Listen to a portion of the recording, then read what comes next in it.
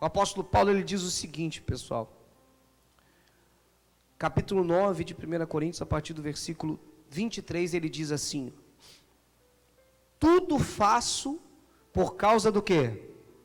Do Evangelho, com o fim de me tornar cooperador com ele. Olha o que ele diz: não sabeis vós que os que correm no estádio, todos na verdade correm, mas um só leva o quê? O prêmio? Correi de tal maneira que o alcanceis. Qual que é o prêmio do cristão mesmo, do homem de Deus, da mulher de Deus? O maior prêmio qual é? A salvação. Então, a partir do momento que eu entendo que a salvação é o meu maior prêmio, eu preciso entrar nessa competição para vencê-la. Amém, pessoal? Eu não posso entender e reconhecer que a minha salvação é o maior prêmio e tratá-lo como se fosse qualquer prêmio ou qualquer coisa, dando prioridade a outras coisas, colocando à frente da minha salvação outras coisas. Pastor, que outras coisas eu posso colocar à frente da minha salvação? Sua família, seus amigos, seu trabalho. Às vezes na correria, pessoal, do dia a dia, por não priorizarmos a nossa salvação, nós acabamos colocando ela em último lugar, como se ela fosse um prêmio qualquer. Isso faz com que eu não me prepare para essa corrida, isso faz com que eu não me prepare e não priorize esse prêmio como o prêmio mais importante. É como se eu fosse convidado para participar de uma competição, mas não desse a mínima para o fato de vencer ou perder. No nosso país, mesmo no que diz respeito à competição, é muito simples, é muito normal as pessoas, os brasileiros, os atletas brasileiros dizer o quê? O importante é competir. O importante é participar. Mas no que diz respeito à salvação, amados, o importante não é participar, o importante é conquistar. E eu só conquisto algo na minha vida, eu só alcanço um prêmio na minha vida quando eu o priorizo. Quando eu entendo que se isso é prioridade na minha vida, então eu vou deixar de lado tudo o que eu tiver que deixar para priorizar o vencer este prêmio, essa corrida. Olha o que ele diz mais. Ele compara com o atleta, o que eu acabei de fazer. Ele diz assim no versículo 25: todo atleta em tudo o que se domina, aqueles para alcançar uma coroa corruptível, nós, porém, a incorruptível. Assim corro também eu, não sem meta, não sem, assim luto, não como deferindo golpes no ar, mas esmurro o meu corpo e o reduzo à escravidão, para que, tendo pregado a outros, não venha eu mesmo a ser desqualificado. Perceba que ele compara os atletas, e ele diz que o atleta se domina. O atleta que quer vencer, pessoal, o atleta que quer ser vencedor, ele tem que mudar a alimentação. Agora eu estou falando do atleta, o corredor, por exemplo. Ele tem que mudar a alimentação, ele tem que fazer dieta, ele tem que treinar até o corpo não aguentar mais. Se ele quiser ser vencedor, ele tem que fazer isso. Se ele quer alcançar o prêmio, se ele quer, de fato, subir no ponto mais alto do pódio, ele tem que priorizar essa prova. E ele tem que se esforçar. Ele tem que chegar aos seus próprios limites para alcançar. Poxa, se um atleta faz isso para alcançar um prêmio corruptível, um prêmio que muitas das vezes pode ser comprado, pode ser fraudado, Se um atleta faz tudo isso para alcançar algo, pessoal, que a traça corrói, que a ferrugem corrói, por que nós não podemos nos esforçar para alcançar um prêmio que é incorruptível, que ninguém poderá nos tirar? Sabe quem é o juiz dessa prova? É o Senhor Jesus, e Ele não se corrompe. Se você fizer de fato o que precisa ser feito, você alcança esse prêmio e pronto, e ninguém vai poder impedir você de alcançar. Se você se esforçar, se você priorizar esse prêmio, se você fizer o que for necessário, deixando de lado a própria vontade, deixando de lado o próprio querer, priorizando um tempo para isso, priorizando a sua vida com Deus, a sua vida espiritual, se afastando do pecado, se afastando das coisas imundas desse mundo, lá no final, vai valer a pena. Aliás, Deus é tão misericordioso e tão maravilhoso que já vale a pena agora, porque Ele diz: buscai em primeiro lugar o reino e a justiça, e as demais coisas vos serão acrescentadas. Ele é tão maravilhoso que enquanto eu me preparo para a minha salvação, enquanto eu priorizo a minha salvação, Ele vai me dando bênçãos, Ele vai me abençoando, Ele vai derramando sobre a minha vida coisas grandes, coisas maravilhosas, para que eu priorize ainda mais a minha salvação. Mas às vezes, pessoal, nós somos tão, perdão da palavra, nós somos tão mesquinhos, tão ignorantes, que nós passamos a mudar as prioridades no metade do caminho.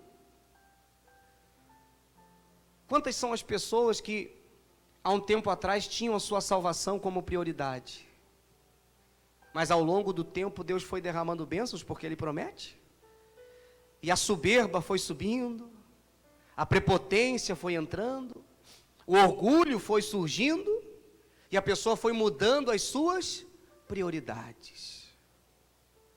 Não, minha prioridade agora é essa bênção aqui, é isso aqui que eu quero. E o que acontece com ela? Ela desvia o foco. Ele diz: eu não corro sem meta, eu não corro como quem esmurra o vento. Então, eu quero convidar você a junto comigo meditar. Quais são as prioridades na sua vida? Qual é o prêmio maior que você deseja? Qual é o maior troféu que você deseja? Ah, pastor, com certeza é a minha salvação. Mas você tem se preparado para essa prova? Você tem, de fato, priorizado esse primeiro lugar, esse prêmio? Porque se você tem priorizado, então o pecado não tem feito parte da sua vida, graças a Deus. Se você tem priorizado, então você tem colocado Deus em que lugar? Primeiro lugar. Graças a Deus por isso. Se você tem priorizado a sua salvação, então você não tem respondido às suas próprias vontades. Ah, pastor, mas, poxa, venhamos e convenhamos, é difícil, pastor. E quem disse que seria fácil? Por isso que só vencedor serve a Deus, amém? Quem disse que seria fácil? E se alguém um dia te disse que seria fácil, essa pessoa mentiu para você. Não é nem um pouco fácil, mas posso falar, pessoal? É maravilhoso. É a melhor coisa do mundo. Poder colocar a cabeça no travesseiro, depois de um dia de luta, e dizer: mais um dia que eu cumpri a minha missão, mais um dia que eu priorizei o maior de todos os prêmios, a minha, me ajuda aí, gente, a minha salvação. Ah, pastor, mas e se amanhã ou depois, os meus dias se acabarem, eu morrer? Se você tem priorizado a sua salvação, fica tranquilo. Como diz o apóstolo Paulo, morrer é lucro. É lucro. Quando se está preparado, morrer é lucro. Mas quando não se está? Não, pastor, isso aí vai demorar ainda. Ui. Não cai nessa conversa não, pessoal. Não cai nessa conversa não. Tenha Deus como o primeiro da sua vida. Ame ao próximo como a si mesmo. Busque o caráter do Senhor Jesus todos os dias. Amém? Diante de cada escolha que você for fazer, pensa, se pergunta, poxa, o que Jesus faria se ele estivesse aqui agora? Qual seria a escolha dele? Ao fazer isso, você vai estar priorizando a vontade dele na sua vida e não a sua. Não coloque os pés pelas mãos. Não coloque o carro na frente dos bois, meu amigo. Prioriza a sua salvação. Ah, pastor, mas eu vou fazer isso aqui para encurtar o caminho. Lá na frente eu volto para o caminho. Não existe atalho, pessoal. Não existe atalho. O atalho, ele não te faz ir para frente, no que diz respeito à espiritualidade, ao mundo espiritual. O atalho não te faz chegar mais rápido. O atalho te faz voltar atrás. Te faz retroceder. Então entende isso. Jesus, o Senhor Jesus, Ele precisa ser o único e suficiente Salvador da minha vida e da minha alma. Deus tem que ser a prioridade para mim.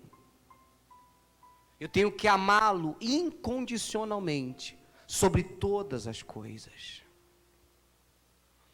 Fazendo isso, então eu vou estar me preparando dia após dia para o dia da corrida, o dia da prova.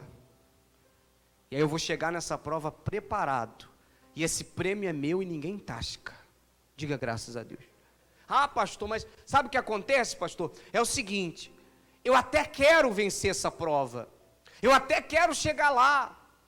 Sabe, nas minhas prioridades está sim a minha salvação, pastor. Mas o meu marido, pastor, não me ajuda. Sabe, pastor, é complicado isso aí, pastor. Poxa, pastor, eu até queria, eu até quero. Sabe, a salvação é prioridade, mas a minha esposa não me ajuda. Pastor, meus filhos, pastor, meus filhos é uma preocupação, pastor, que eu não consigo focar na minha salvação por causa dos meus filhos. Ah, pastor, estou passando por tanta luta, tanta dificuldade, pastor, o senhor nem sabe o que eu estou passando, então fica difícil para mim. Irmãozinho, irmãzinha, se você aprender a priorizar a sua salvação, todos esses outros problemas vão ser resolvidos. É mais fácil focar numa coisa só. Amém? É mais fácil focar numa coisa só. Olha para a sua salvação, cuida da sua salvação, que o resto Deus vai cuidar. Deus vai criar situações para mudar seu marido. Deus vai criar situações para mudar sua esposa. Deus vai criar situações para tocar nos seus filhos. Deus vai criar situações para te curar, para te libertar, para transformar a sua vida. Mas para que Ele faça isso, você precisa estar no centro da vontade dEle. E o centro da vontade de Deus é que estejamos de olho na nossa salvação. É que tenhamos como prioridade a nossa salvação. Porque senão, meu irmão, Deus nada pode fazer. Não corra atrás de algo que é corruptível. Poxa, você vai se cansar. E você pode até alcançar, mas e daí? E depois? Hã?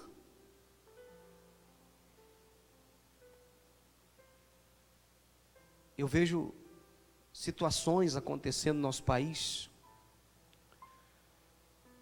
Caso de Brumadinho. Quantas daquelas pessoas...